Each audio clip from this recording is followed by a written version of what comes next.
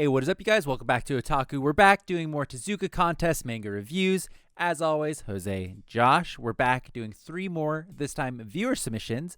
We got Tsumayoji X by Ali Tahir and Ahmed Haid, Godstone by Blinks, and then Bubble Bomb by Justin Murphy. And once again, they're all viewer submissions, so if you have one that we have not gotten on our list already, be sure to let us know in the comments, Instagram, Twitter. We got quite a long list. We try to get through as much as we can, but we'll see. It's all random. We'll see what happens. We're going to start off with Tsumayoji X. I'm going to assume you guys know all about the contest at this point. If not, check out some of our other videos. We got tons. So Tsumayoji X is a little bit of an interesting one here because it's a short boy, and they immediately hit you with the block of text at the start. I'm going to offer you guys a live read through the whole thing. It's 17 pages. Oh. Well, really, it's 17 pages. So it starts off, background story. The story is not told in a simple world where here are 70% of the people born with a crystal in their hearts that can awaken all kinds of abilities. These abilities are trained in special schools. Our protagonists, Haido and Kataki, are best friends, but both live a completely different life. Haido comes from a rich and noble family, where on the other side, Kataki had to flee from his village as a child, and he now has to live alone. But not only her life, which I think it's a he, so I think that might be a misspelling there, in itself is different, but her type, once again, I think it's a he. Haido is regarded and has the best manners and has the galaxy ability that there exists only 2 in the world. Where on the other hand, Kataki does not pay attention to what someone thinks about him, but has one a warrior's heart, brings him nothing out of the calmness in the style of combat, and with his sword Meo no Oto and his ability to fire, no one can so easily defeat him, but Kataki still has an ability, but no one knows what that is. Next sentence. Both go to the same school, the Tokushu Gino School in Japan, and experience adventures together. Pretty standard. The story begins with Haido and Kataki fighting and now facing each other in the city. Haido has noticed in the last few days that Kataki behaves completely differently. Kataki started to get more aggressive. He wanted more respect from other students and started to attack them. Haido wonders if this is Kataki because he usually knows, but to stop him, Haido has to use all of his power. But how is he supposed to do it in the middle of town? ... And then we get pulled out from the story really quick with a quick notification page, and this is where it gets interesting, all right? Me, Ali, obviously I'm not Ali, I just want to clear that up there, and Ahmed wanted to make and own manga since we live, and we're happy about to release our first page, which huge congrats. I'm happy for you guys. Unfortunately, we can't draw. I can relate 100%. Yep. So we asked a mangaka for help and paid him, but we didn't have enough for the whole pages, but we are thanking to our mangaka Deanzat from Fiverr and our friend Sinan, who helped us financially about this entire project. Also, the first pages we did put in our sketches that we could finish, but I hope you guys like the manga. Best regards from the authors. And next we get, a sketch of one of the main characters, and then the next page is another sketch as well. And then we get to see more of a manga sketch of the setup of their friendship and what it was like when they were much younger. Basically, they're hanging out on a river. This is a time-old tale. They're hanging out on a river. One of them says goodbye. They leave. Other character goes to get bullied. What do you think about coming with us? I heard you're rich. We got that in the opening story. So, of course, he tries to go away, but then the other friend shows back up, and that's all we get to see about that. That's just like the quick little sketch stuff that they said they could finish, and then we go to the actual official pages, which are the ones that are done by the Fiverr guy, which look fantastic, by the way. Deanzap or whatever his name was, they look actually absolutely fantastic. Yeah, GG. And we get to see them talking, and it's like, what do you want to be when you grow up? And by the way, it reads left to right. I didn't get that at first. I was so confused. It was a little confusing because it still turns. There are entries that we've read before that go left to right, but then they go comic direction. I don't know if that makes sense. But this one is it still goes the pages flow from right to left, but then it reads left to right. So it's a little confusing. But you see, it's hey, say Kataki. So they're asking, what do you want to be when you grow up? Oh, I never thought about it. Then, of course, I want to be strong so I can protect my family and mother, my father, my sister. It's classic main character stuff. They leave, And it's like goodbye, and then now they're older, and it's like, what happened to you? You've changed. He says, I'm not Kataki. Yeah, I'm his. Gasp. Yeah, I'm his better version. I'm his copy. It's like, oh no, and that's when we get what we found out in the beginning paragraph. How are they going to fight with all these people around? So it's like, oh, we'll just take a short trip. I can send him to an abandoned arena. This is where they want to go. Which, Dude, sure. That's a great superpower. Just kicking somebody in the chest and send them to a different part. That looks I like would love that. Kakashi's his Yeah. Mangekyo Sharingan thing. The Yeah, it I forget does. what it was called. It does. It's like, it's a very useful, and he's rich as fuck. So it's Yeah. like he's just won on all fronts. Well, he's probably rich from saving from all the airfare. He's able to kick himself in his gut and just transport to anywhere he wants. Because he can go anywhere in the world. It's like if they're Yeah. training in Japan, and like it's an island nation, so it's like if they need to go to the U.S., they can just teleport over. Forget it. Yeah, just get a quick kick to the gut. So they go to the arena, and that's where they pretty much just begin to fight. They have a little bit of chat, and Haido is getting compliments from Kataki. He's like, wow, it's like, you're so good, but you can't defeat my dark matter ability. Then he's like, I don't even have to use my sword. Punched in the face. And he's like, oh, I have to be careful now that I've been punched in the face because you cocky little son of a bitch. As you would. So Kataki goes to jump in the air and says, I was like, well, I'll take you out. Does a dive kick. Haido dodges, then does a counterattack, but Kataki like disappears and then reappears, and then he gets punched, and it's a whole thing. And now it's interesting to note on these panels that you do see the Fiverr watermark on these pages. Oh, I see it. Yeah. So, I wish the best for these guys, but I have to assume that means they didn't pay to get the watermarks removed off of the pages. But carrying on, they're fighting. Really, they both got an A hit in at this point, and it finishes was like, oh, well, let's get down to the front. I have to free the real Kataki. Now that I don't think you're as strong as the original Kataki, and Kataki is like, what gave you that idea? You're finally just a copy. Galactic impact, and we see a meteor start to come down, and that's it. That is it. If I ever turn evil and I'm taken over by what I'm assuming is some bad guy, do not throw a fucking meteor at me. Listen, we'll know when Josh becomes evil because he'll be funnier. Okay. Guess I've been the evil guy this whole time, guys. Wow. Ouch. So I mean, wow. Yeah. So it was a little hard. So it was like a combo of things because obviously, as we were kind of reaming on, it's a little hard to understand in certain parts what's happening. But the art style is very good. And it's like what little combat we got to see had some cool stuff in it, but it's the confusing part of it. I had to keep correcting myself of going like, no, it goes, It's not right to left, it's left to right. And then I would like click over to the next page, and just the way the pages flow, it's like I would start going right to left again. It's like, no, it's not right to left, it's left to right. Yeah, it was that, and then some of the language is a little confusing. And I don't know. I do agree the art was it was really good.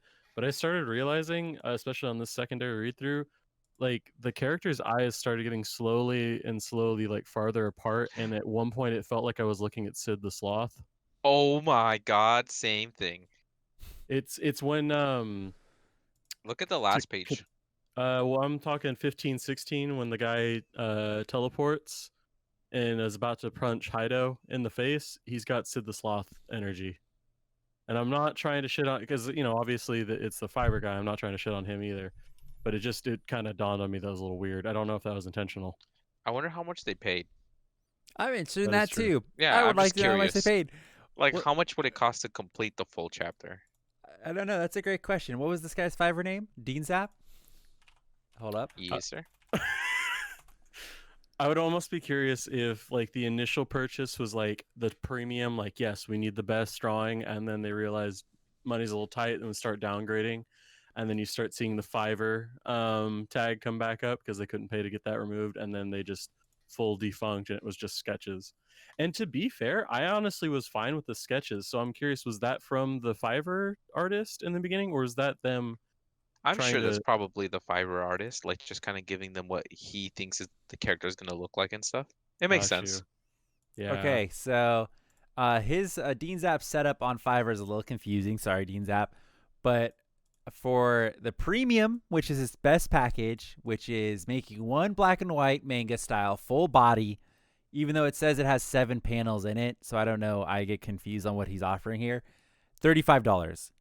But he also has Headshot, which is one black and white manga style headshot, $10. But then it says one figure. You don't get the source file. High resolution background such scene in 7 panels. So I don't know what the offering is here. Yeah, I don't know either. But Yeah. he's got an array. I mean, if he's doing $10 a page, that's a fucking insane. But I doubt that. It's got to be $35 a page. That's got to be it. I feel like Yeah. that's more correct. That would make sense. Whew, expensive. Well, yeah, it's a full blown manga. Like that art's really good. Yeah, Yeah. that's really good.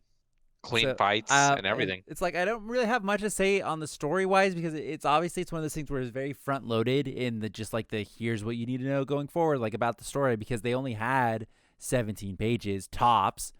And then it's just like I don't know much. I don't know what I'm gonna see after that. And then it ends in the middle of a fight, so it's like I don't have much to comment on because we don't Yeah. learn much. I don't know anything about it. Yeah, they literally just stopped you in the middle of something happening and then cut you out before it even finished, which again that's not their fault. But I wonder if it would have been good because remember like one of our first submissions we read was the otaku and that was Yeah. all written. I wonder if it would have benefited them just at least finishing the story. The Yeah, written work. Yeah. They could have just added like bullet points. it's a possibility, but it's like you think of something like you said, the Otaku, which was all text. It Yeah. was the first one that we read. That's not going to get serialized in Shonen Jump. Like, it's just never going to win. So, like, Yeah. that would be something nice to do, but then it's like they're just not going to do something that's all text. But, yeah, it would have been Yeah. nice to know what was going to happen, you know? I feel like if it was super good and that's kind of in like this grandiose thing like oh yeah it's like a really good one we really enjoyed the read we'd love to see what it'd look like animated kind of thing like that or put into manga but yeah I don't know I agree I would have just liked to see more but I don't think it would have done much for him in terms of the contest. Yeah. Yeah, I Yeah. don't know. Weird situation. I thought it was interesting. So it's a little interesting take. It's a little half-finished one. So that was Tsumayoji X by Ali Tahir and Ahmed Haid. We're going to move on to Godstone, and that's by Blinks. All right, so we begin on a certain toxic planet. This is probably where Sam was born. In Orbit Tower Sector 001. So we get 2 people are sparring on a strange like oceanscape. And this is when we meet Scarlet Fox and KX-19, who are clones that are training for what is called the Godstone Wars. And they're doing this for their creator, a machine called Proxy. So they kind of set up how devastating this is going to be. They say like no one returns from these wars and that they're nothing but a massive clone army kind of sent off as cannon fodder. KX-19 is now described as the first clone to have dreams, though. So despite him being slightly weaker than the other clones, he's got some like personality which makes him different. So Scarlet and the other clones that are in his troop have decided to give him the name Astro Boy because of his dream to explore the stars. Once that's all kind of done, we get Scarlet starts to show Astro her secret technique, who she's even hidden from Proxy, called Flow State. Before we get anything from that, Scarlet turns off the simulation that they're in because there seems like there's something wrong going on outside. So before we get any jump into this action, we cut to a bit of world building, going to detail about Proxy and its experimentation on living creatures in order to create the perfect warrior. So both Proxy and the Orbit Tower that the main characters are in are creations of the universe's dominators, the gods. And Proxy preferred to test on children as to adults. I'm assuming it's from childhood to adulthood to kind of see the full extent of their testing. But despite thousands of years of experimentation, it just suddenly turned on its test subjects. And now we're in the present, and this is when we meet another clone named Red Slayer, who is fighting these drones, which are Proxy's drones or something like that. and he's saying that there's a character named Cyber who's off trying to locate the other two, Astro and Scarlet, as well as try to get weapons to fight back. So now we cut to the three being chased, and then ultimately cornered into a room by the drones. Scarlet's hit almost right off the bat, and the third character, Cyber Clops, who is with them, is a robot companion, and he starts to protect Astro because he's too weak to take on the drones. Little bit of fighting back and forth, and then Scarlet gets up and enters flow state, telling the two to continue fleeing while she kind of holds down the fort. More drones enter the room, but Scarlet is chugging on despite the pain that her body's basically being put through in this state. We're now in the weapons room, and Cyber and Astro have made it into there. Cyber just yeets a case open, and a sword explodes out of it, and he cracks another case adjacent to it, which releases a strange creature that begins to use solid light. Cyber offers to stay and fight so that Astro can continue to escape, but this is when we're introduced to the new mysterious character, Lucky Devil, who has broken into the tech weapons room to confiscate his babies. He tells Astros that he escaped the Godstone Wars, which puts Astro in a state of disbelief because no one, again, has ever escaped this. They pretty much go there to die. Astro asks Lucky to help Cyber, who is currently fighting to protect his cyber family from this new strange creature. Instead of doing that, Lucky just captures Cyber and puts him inside a capsule and puts him in his collection. Astro lashes out and tries to rescue his friend, but Lucky has some weird strange force field around him that prevents the weapon from hitting him. And then Lucky tells Astro he is another clone who's the only one who can use this power, and that it's the reason he was able to escape the war, as well as where he gets his namesake from. So after another failed attempt at retaliation with another weapon, Lucky reveals to Astro that he has a similar dream to him, to explore the universe and to capture strong and interesting creatures. And then out of nowhere, Lucky spawns a random damaged proxy drone and then rips it in half and proceeds to drink the Synthetica that's inside of it for sustenance. And Synthetica is this harsh radioactive crystal that is being built on the planet, and that's why they're in this sector. It's being harvested from here. Astro grabs out for another weapon, but it's just a fucking twig with a single leaf on it. But when he grabs it, he sees a weird, strange vision of a small being curled up. But before we get anything out of that, he just throws the twig on the floor, and we immediately cut to Scarlet trying to kick Lucky in the face while she's still in flow state. Lucky is able to dodge that and then comments saying that her flow state is the same technique he is using to increase his luck, but that she's using it incorrectly. While this is all happening, Astro decides to go find Synthetica to power his weapons, and this is when we start getting some questioning and exposition between Scarlet and Lucky. We find out that Proxy is in a self-destruct mode as the Godstone Wars have been lost to the others, who are this mysterious other beings that were introduced that are apparently fighting the gods in some sort of way. Then Lucky tells us that the Godstone is essentially a tiny pebble that can collapse the entire universe, everything within it, and destroy it. Then Lucky tells us that he is not interested in the Godstone, but he's heading to where it's located because he wants to find a ship at this place, and it's called Orbit City, and it's in a lost sector of the Orbit Tower where apparently thousands of clones had escaped a few generations ago to escape going to the Godstone Wars. And then at this time, Astro is able to power up his weapon, but because of this, Lucky says it's time to retreat. But before he goes, he drops off their boy Cyber, and he does this in an exchange for a favor in the future. Then the team meets up with the other clones, who are mostly done defeating the proxy drones, and a gate opens, and we meet the Guardian in the sector, which is this huge Cyclops Cobra with spikes on its side. It proves to be kind of difficult for them to kill, but Astro ultimately joins the fight with a sword and is able to cut off its tail.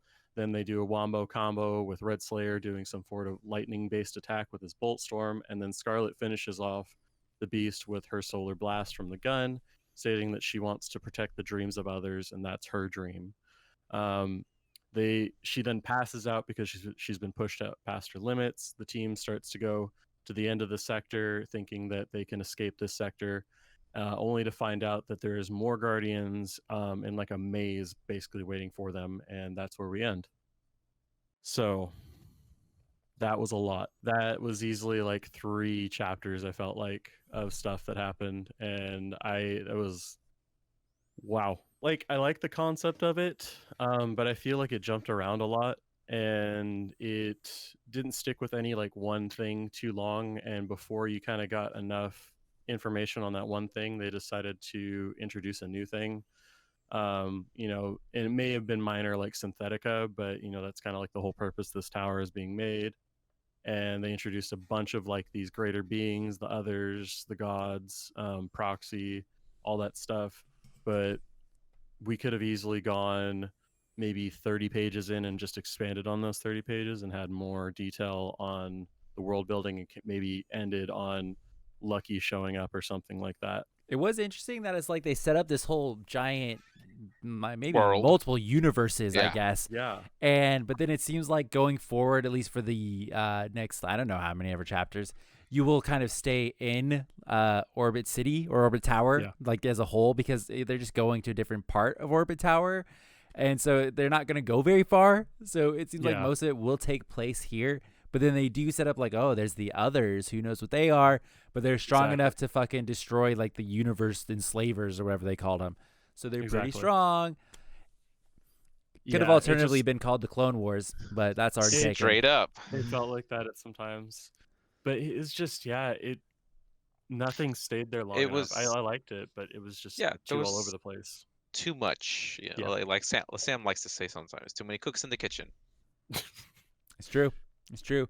They did leave a lot of storylines, which I feel like normally, it's been something that we've said a few times. We're like, oh, I don't know what I'm looking for after. Like, what are we going towards after? This one had a lot of stuff that you could be seeing after.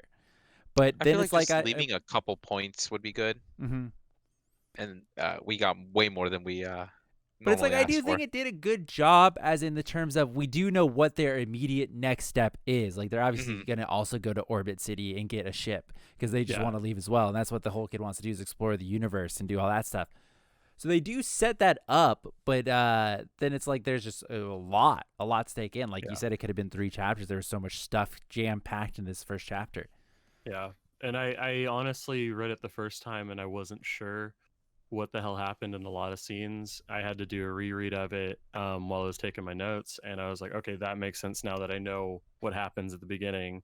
Just like minor stuff that made a lot more sense the second time reading through, which I think you can always read something and find more stuff later on the second time, but it was just there's a lot to it. And again, it was interesting that they set up a lot of like the Godstone Wars and all of that stuff, but then it's immediately thrown out the window. It's like, nope, that's done. We lost that one. Sorry, mate. We're in self-destruct mode. Game over. We're moving on. All that stuff about raising the clones, that happened in the past. That's donezo. Yeah, exactly. So I don't know, like this has got that kind of like architecture feel where they've already planned out the entire series and they decided to give you little tidbits of the entire series right in the first chapter, whereas it's not like a gardening technique where you let it grow and see where it goes kind of thing. Like we'll find out, oh wow, actually the protectors died, or Proxy's in self-destruct mode. Like it's just all right there. And so like Sam said, we know pretty much the end game. We know where they're going to be going. Here's the next steps. We just get the little color area in between. Yeah. And they did a good job with the characters as well. I think it's worth noting. Like Cyberclops was a lot of fun. I like Scarlet Fox. Wasn't a big fan of the main character. That would be probably my biggest complaint. That's the classic, oh, I'm so weak. But it's like he's clearly just going to go on and be very strong. Yeah. He's going to have that MC coat. Yeah, but he didn't really, I don't know, maybe I'm just not remembering it as much, but I didn't remember him complaining too much. He did have his complaining moments, but it wasn't every time they got in a fight like, oh, I'm too weak, I can't do this. I mean, they only got in a few fights. It was, oh, I can't run fast enough. Oh, I never get to help. Oh, I'm too weak. And then finally, oh, okay, I'm going to do something this time. Yeah, and I can do it, But I do agree with you, and I wanted to take more notes on him, but Cyberclops, I loved him. He was great. He was great. Cyber to everything. Yeah. It's cyber clothes. Like I just want to hear him. Like I just want to hear his voice actor. Oh, and it's worth noting before we move on. I'm sure you knew, but you called him Astro Boy. His nickname was Astro Stars. The main character. Oh my God, I wrote Astro Stars. I kept. Oh yeah. Sorry, guys. But yeah, I'm just pointing that out. It's not really relevant. Well, it is a little relevant because it was related to his dream, but whatever. Yeah. voice over everyone and just go boy He only said it or one at time. He only stars. said it one Yeah, time. It doesn't matter. Got you. at the beginning too. Okay, that was Godstone by Blinks. We're going to move on to our last one this week, and that's going to be Bubble Bomb by Justin Murphy. All right, boys. All right. We start in the outskirts of a city, in a workshop, some abandoned old place, and here we meet yet another genius. You know, I've read a couple with the genius on it, so here's another one. But this one's got a little bit of wall breaking because you know, he says a boy genius named Niles Adler, uh, and it's time for him to wake up. Basically, this kid's an inventor. He's super excited about like pursuing his dream of being like some crazy inventor and everything. And he's been talking to this bureau of inventors, and he's been calling and calling and calling, but no one seems to answer. So he's just like, you know what? I've had it. I'm gonna go take care of things myself. Uh, Grabs his stuff and dips out. You don't know what he grabs, but he just grabs something, and so he heads down to Metro City. He's happy. He does a little heel click I used to do in high school. But you know, he can't get a hold of anybody. He says it's weird. Nobody's outside. It's kind of weird, very apocalyptic looking. But keep in mind, this kid has not been outside in the real world for about 2 years or so, and he says that often. So finally, he finds the bureau and he just slams it open. He's like, "Oh, it's your boy. I'm here. Empty lobby. You know what? I'm just gonna walk up. I'm gonna take care of. I'm gonna find a room and present it by myself." So, cut to the bureau squad, like the actual head of them. You see a dude smoking, and then like three other people, and they're all just talking about how they haven't gotten orders, and if they don't have orders, they can't really do anything. They can't invent stuff. But anyways, they hear like a loud thud outside. One of the guys goes to check it out, and it turns out to be our main character who's blown a ton of bubbles. You don't know why, but he's blown a bunch of bubbles. But anyways, Niles kind of walks in, and he's a very cocky kid, so he's just like, "Hey, I'm here. I built some stuff." Uh, and then they basically kind of just talk amongst themselves for a little bit, but he fills up the room with the bubbles anyways, and he's like, "All right, you got to touch my bubble."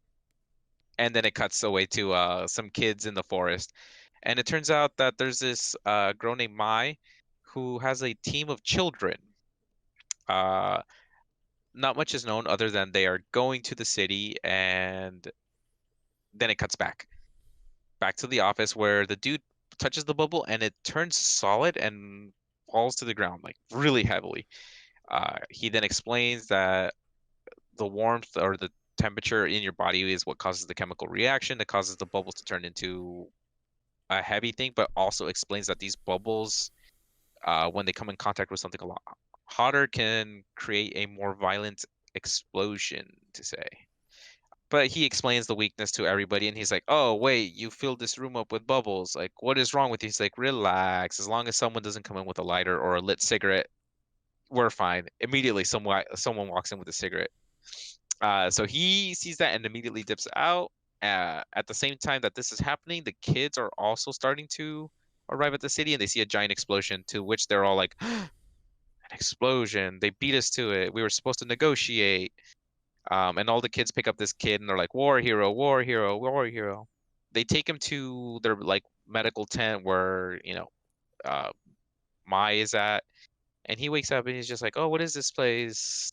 They talk a bit, it's their operations. And she basically explains to them what's happened over the last 2 years. There's four different bureaus. There's the manufacturing, the inventions, the directions, and the informations, all which control aspects of their society where for some reason they can't do anything unless they're doing it. Everyone else is pretty much like a mindless robot, and they can't do anything unless they're being directed. But for some reason, the directing bureau hasn't sent out any orders for the last 2 years, and it's caused the kids to like be neglected. So she rounded them up, and is like, "All right, I'm starting an army. We're gonna storm this place and get things back and running." He basically agrees that without orders, you know, nothing can be done, I guess, in this place. So he decides to like, "Yeah, I'll help you. Just give me a lab and whatever." He goes and gets he does what is called the montage, invention montage incoming.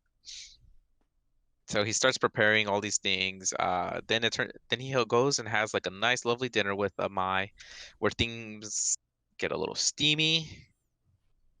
She throws a yeah, she throws a chicken bone on him, trips. She's not a very graceful person. She's very clumsy and lands on top of him. He then gets up really quickly and takes off because you know what happens. Basically, it's the next day, and he starts demonstrating his weapons, which are actually really interesting. One that if you inhale too much, it's a lot lighter than helium, so it'll make you float if you have way too much, and then you'll come down like 2 hours later or something like that. Then the other one, like the super big bazooka looking one, that one's pretty gnarly because it has the power to basically encapsulate everything in a bubble and lift it up. Cut to the next day, they finally stormed the place, which they thought would be heavily guarded, but it finds out that when you have a kid do all your reconnaissance, they tend to embellish a little bit, and it's like one guy. So they stormed the place. They finally look for the head office, and they find 3 people just kind of chilling in there. And they obviously have no idea what's really going on. They don't even know that it's been 2 years. And these people are in charge of basically leading a country, and their alarm clocks broke. I feel this in my soul. They missed their meetings, but since no one said anything, they're just like, all right, I'm just gonna keep, not showing up. And so because these guys just haven't done anything for the last 2 years, nobody's done anything. And that's why society's kind of crappy. Pretty much they all get a talking to, and the girl's like, look, we don't even have to use this mega weapon, but girl being girl is super clumsy, trips and accidentally uses it, to which it basically takes off. There's like a lot of going back and forth between like the directors, I want to say, but nothing too crazy happens. In the end, they're all in the bubble, and he kind of gets his wish where he just wants to be in charge, and now everything that happens in this society has to kind of go through him if there's a problem. And that's pretty much it. I liked it. I'm gonna say I did too. I liked it. It That was funny. I thought it was super funny, especially like the little bits of humor where like she's tripping and she accidentally uses the gun, the amount of time she beats him.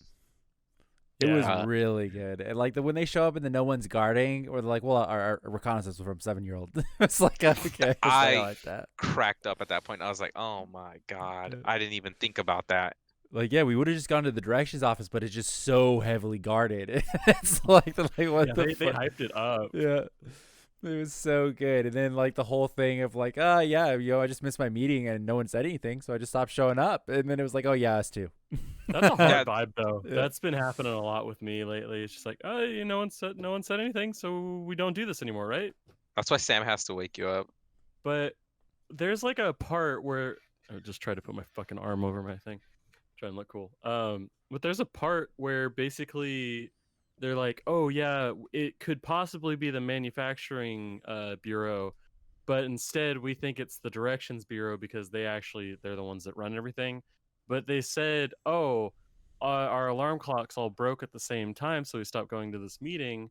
And they're like, well, why didn't you just like replace them? It's like, oh, they weren't manufactured or something like that. And I was like, oh, hint, it's the manufacturing people, because there's also like the parents are now manufacturing drones and shit like that. They were basically mindless zombies. Yeah. I took that as that they realized that it was their fault and it was also not being manufactured.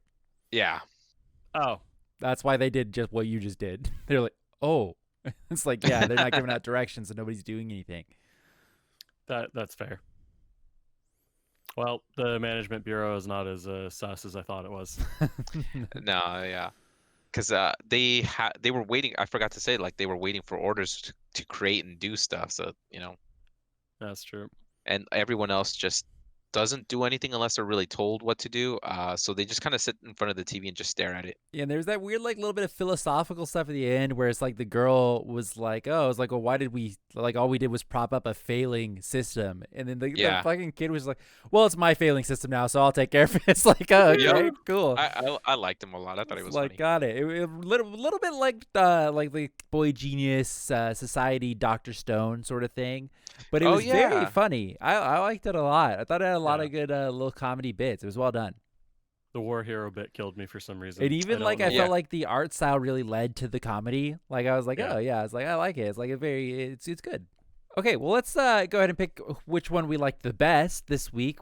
So we did 3 viewer submissions this week. Just to reread them all to you, we did Bubble Bomb by Justin Murphy, Godstone by Blinks, and then the first one we did was Tsumayoji X, and that's by Ali Tahir and Ahmed Haid. So, did you guys have one you liked the most? Surprise us. I was just gonna go with Bubble Bomb this week. It had the most complete story, and it was funny. It was good. Jose? Same. I would have loved to have seen a little bit more of the first one. I still can't pronounce that one. Tsumayoji X. Yep. I would like to see just where that one was going. The second one, I thought it was cool that we had a lot to go off, but I thought it was way too much to go off of at once. And Bubble Bomb was just kind of funny. So I like that one the most. Yeah, dude, I think Bubble Bomb was fun. It was good. It was really, really funny. Like we said, it was the last one we read. But it was really good. And I was surprised. Like, wow, okay. It's got like good little comedy bits in there, which is pretty unique. I wasn't sure what to expect with this one, with the name and everything. I was like, huh. But then I saw him he filled the place up with bubbles, and he's just like, yeah, as long as no one comes in with a lighter. Yeah, it was very good. Of course. It was really well done. Someone just had to come in with a cigarette. So congratulations to Bubble Bomb by Justin Murphy. It was a great manga. Big congrats. You are our winner this week. So stay tuned. We'll be back every Friday with another Jump Tezuka, and we'll be doing 3 more. Whether they be viewer submissions or not is totally random to what we're feeling that week. So be sure to leave a like and subscribe on the video. Let us know if you have either recommendations of one you saw that are really good or stuff that you submitted that we don't have yet. And with that, we will see you guys next Friday. Have a good one.